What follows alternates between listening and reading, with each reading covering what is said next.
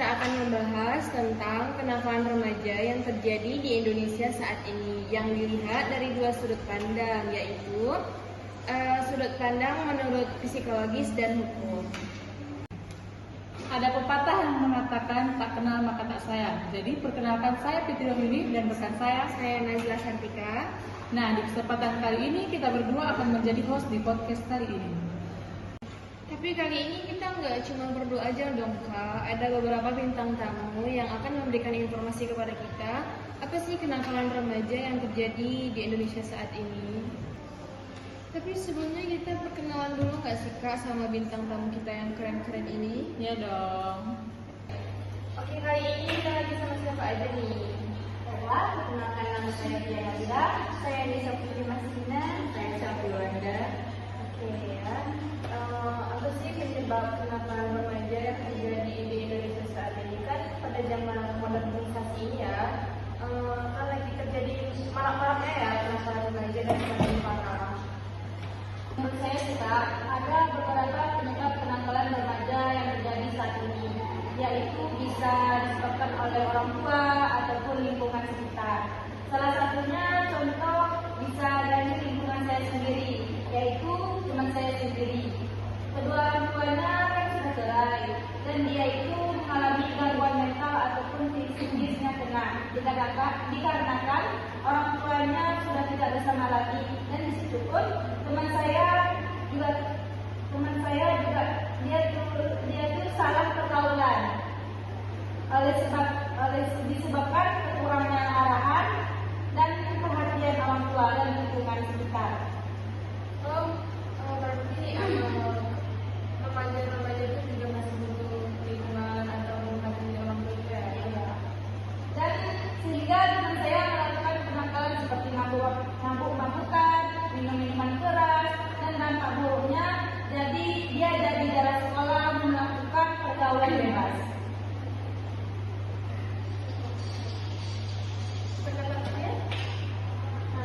Ya, ini pengalaman pribadi aku sendiri sih Kak.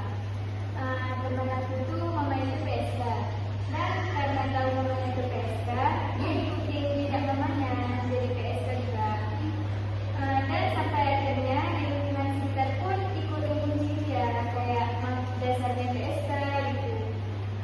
Segala macam kayak dibully gitu. Dan karena mungkin depresi ya, selain depresi pun pasti tertekan lah ya kalau lingkungan sekitar seperti itu yang menimpa kita, sampai akhirnya dia bunuh diri. Inilah fakta psikologisnya yang terjadi ke anak itu, seperti mentalnya rusak dan rasa ingin hidupnya berkurang. Biasanya karena mental rusak pasti ingin hidupnya berkurang.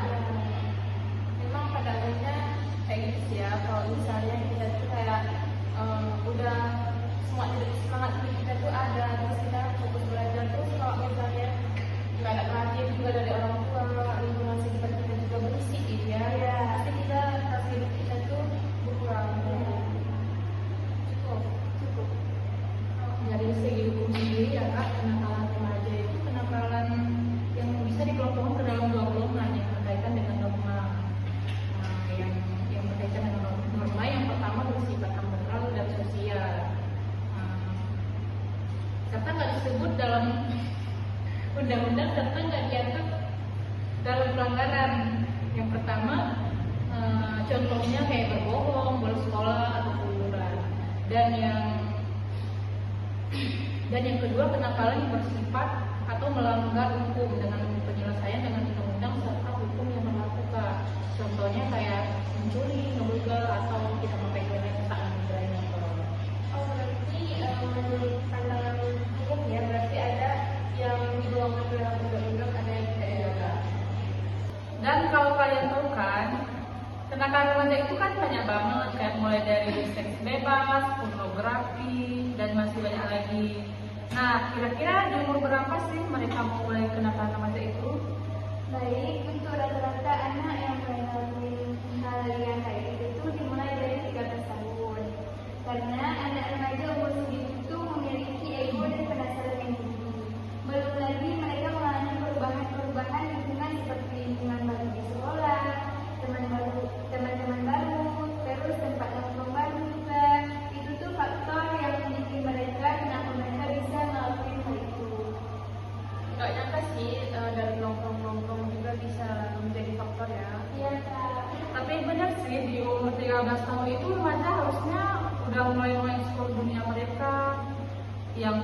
gitu ya, dalam sisi positif. Kayak seharusnya juga mereka udah mulai mengeksplor hobi-hobi mereka gitu. Oke, jadi yang tadi aku baca artikel tindakan penanggulangan terhadap kenakalan remaja itu ada 3 Kak. Yang pertama itu ada tindakan preventif. Jadi tindakan preventif itu dengan meneliti dari kesulitan remaja. Terus juga kesusahan remaja itu teliti dengan mengasih wejangan, juga memahami, terus juga pemecahan masalah terhadap remaja itu. Dan yang kedua itu ada tindakan represif. Jadi tindakan itu dengan cara menghukum remaja-remaja yang melakukan kenakalan remaja. Jadi dihukum gitu guna biar remaja merasa jera dan jadi dia itu nggak langsung terus menerus melakukan kesalahan. Oh, ternyata ada tindakan juga ya dalam penanggulangan kenakalan remaja ini. Selain memberikan motivasi pendekatan wejangan,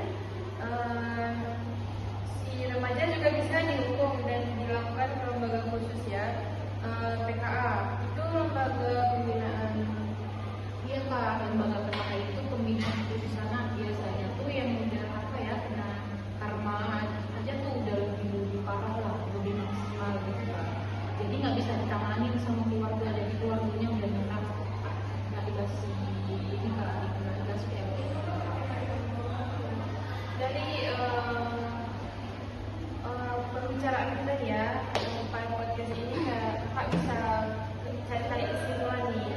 Jadi hubungan antropologi, hukum, dan psikologi dalam memahami kenakalan remaja itu penting karena keduanya membawa kontribusi yang unik dari sisi psikologi, membantu menjelaskan bagaimana faktor-faktor pemikiran emosi dan perilaku yang berpengaruh terhadap kenakalan remaja. Psikologi juga menjelaskan bagaimana perilaku seksual pemikiran yang tidak seimbang dan emosi yang tidak dapat diatur dapat mempengaruhi kenakalan remaja. Selain itu, faktor lingkungan seperti keadaan rumah, orang tua yang kurang perhatian itu juga mempengaruhi kenakalan remaja tersebut. Jadi, antara antropologi dan psikologi juga memberikan pemahaman yang lebih mendalam tentang kenakalan remaja tersebut. Nah, dan yang terakhir kakak mau nanya nih, menurut kalian gimana sih cara menanggulangi kenakalan remaja di Indonesia pada saat ini? Baik, cara menanggulangi kenakalan remaja di Indonesia saat ini perlu pendekatan yang komprehensif dan kolaboratif karena penyebabnya sangat kompleks, mulai dari lingkungan keluarga, pergaulan, media, hingga faktor ekonomi dan pendidikan. Ada beberapa langkah Kak yang bisa dilakukan. Yang pertama, penguatan peran keluarga. Yang kedua, pendidikan karakter di sekolah. Yang ketiga, pemanfaatan teknologi secara positif. Yang keempat, peningkatan kegiatan positif di masyarakat. Yang kelima, pendampingan psikologis. Yang keenam, penegakan hukum yang humanis.